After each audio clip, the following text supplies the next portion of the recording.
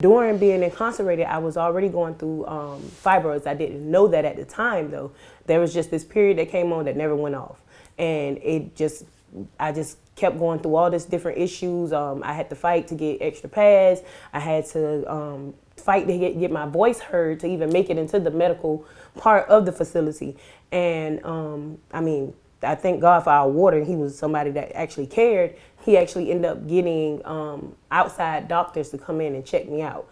And when they came in, that's when they discovered I had fibroids and endometriosis. During that process, I had to be rushed to the hospital for a blood transfusion. It was kind of like almost like ridiculous.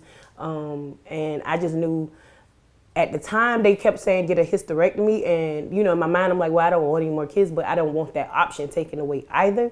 So I remember going back to the dorm, and a couple of ladies like, well, if you get that surgery, you definitely don't want to come back and lay on a bunk.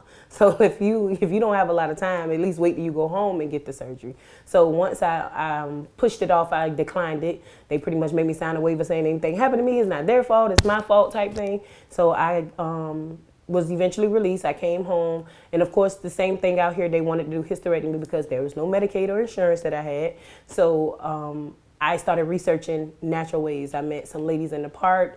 At the time, there was the Sister Circles of Savannah. They're now known as Sankofa House, where they were teaching me about natural foods, foods that feed fibroids, and just all of those issues. And I just kind of soaked it up like a sponge and ran with it. So I went and took classes in Atlanta. I went and got certified over here. I just learned all this information trying to heal myself. But in the meantime, I was helping many other women at the same time.